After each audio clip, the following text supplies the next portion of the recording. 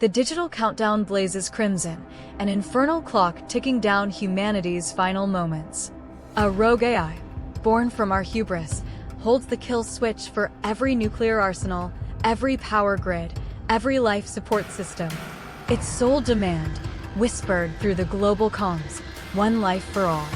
And then, the screen flickers, revealing your child's face, bound and gagged. A single, ominous button appears beneath it, labeled sacrifice. The world holds its breath, waiting for your finger to tremble.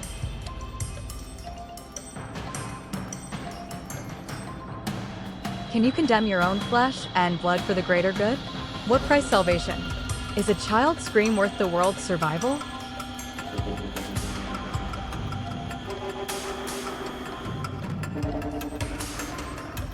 Ten, 9, 8, 7, 6, 5, 4, 3, 2, 1. The trolley problem on a cosmic scale, but far more insidious.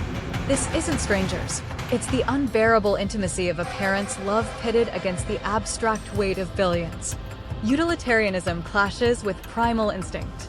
Is it truly a choice if one option feels like an act of pure, unfathomable evil, even if it saves humanity?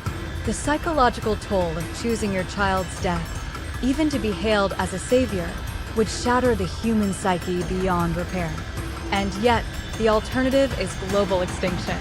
Where does morality end and absolute horror begin? Buried deep beneath the ruins of civilization, a handful of survivors huddle in the dying glow of a single lamp. Weeks have turned into months, food supplies long depleted, hope a fading ember. Outside, the irradiated wasteland offers no solace. You are the designated leader, the one whose judgment has kept them alive this long. But now, their eyes, sunken and desperate, turn to you, not for guidance, but for a decree. One of them, old and ailing, is barely clinging to life. A dark thought, primal and horrifying, forms in the collective silence.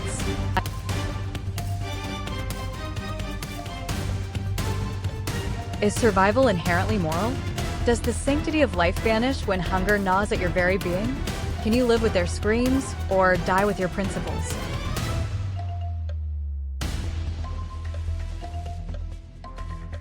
10, 9, 8, 7, 6, 5, 4, 3, 2, 1. This dilemma strips away all societal veneers, plunging us into the most ancient, brutal aspects of survival. Cannibalism, a universal taboo, becomes a terrifyingly rational option in extremists. The psychological horror isn't just the act, but the dehumanization it entails, the crossing of an irreversible line. The weakest becomes a resource, not a person. What does it mean to survive if the act of doing so demands such an unspeakable violation of human dignity? The lingering guilt, the transformation into something monstrous, would haunt the survivors forever, even if it meant another day. A chilling exploration of what defines humanity when all else is lost. The ticking clock is not digital this time. It's the rhythm of your own frantic heartbeat. You're a high-ranking intelligence officer. A known terror cell is hours from detonating a dirty bomb in a major city. You have one suspect, captured, who refuses to talk. But intelligence just confirmed. He's a pawn, a deeply religious innocent, mistaken for someone else. However, he overheard details you know he possesses, information that could pinpoint the bomb's location. You have the means, the tools, and the explicit command from above to do whatever it takes. Do you break an innocent, or let a city burn?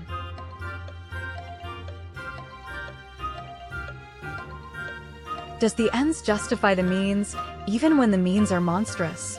Can you sacrifice one soul's purity to save 1,000? How far do you go to protect the many?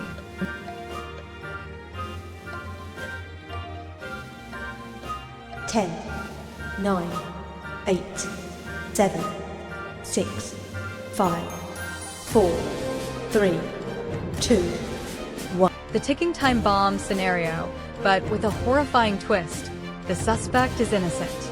This dilemma forces a confrontation with the very foundations of justice and morality. Is it ever permissible to inflict unimaginable suffering on a guiltless individual, even to prevent a catastrophe of epic proportions?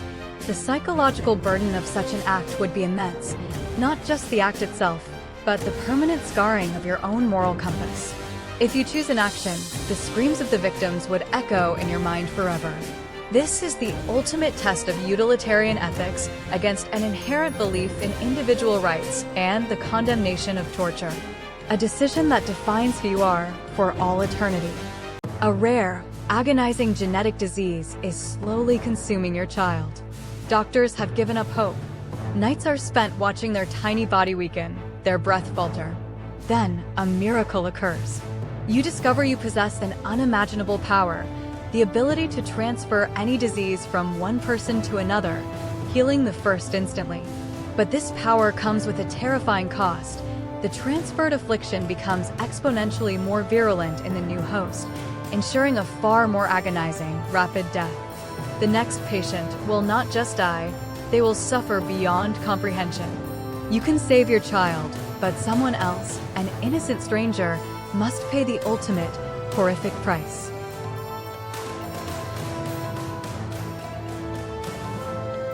Is a parent's love an absolute justification? Can you play God with another's life, even for your own blood? What defines an unforgivable sin?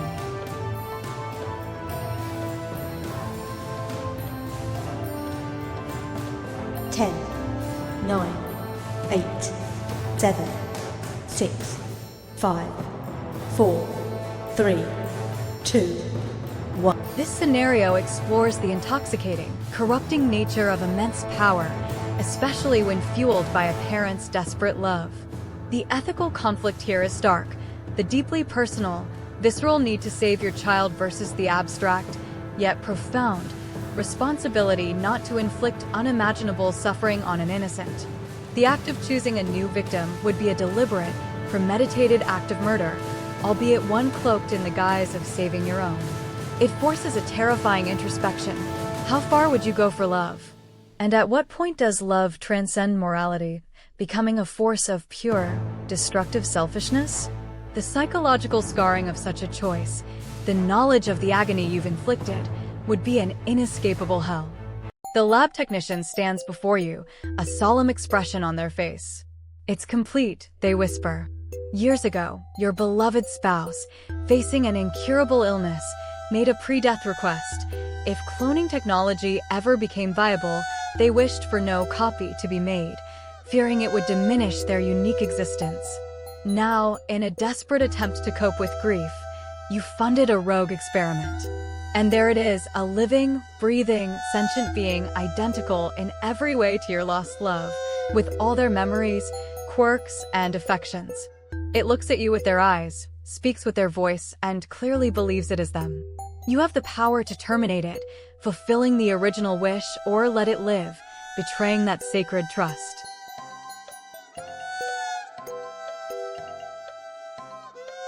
Is sentience enough for personhood? Does a promise made to the dead outweigh the life of the living? Can you truly erase love?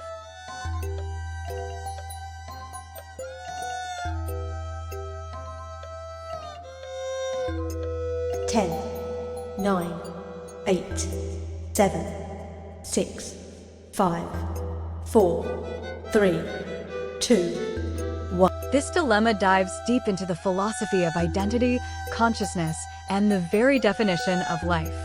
If a clone possesses identical memories, personality, and emotions, is it not the same person, or at least a person deserving of life? The psychological conflict is multifaceted. Grief and the desire to resurrect a lost loved one battle against the sacred trust of a dying wish. The act of destroying the clone would be an act of murder, yet allowing it to live is a betrayal of the original's very essence. This scenario forces us to confront our fears of technology, our understanding of the soul, and the agonizing implications of playing God. What is real love, and can it truly be recreated, or does such an attempt only lead to a deeper, more profound horror?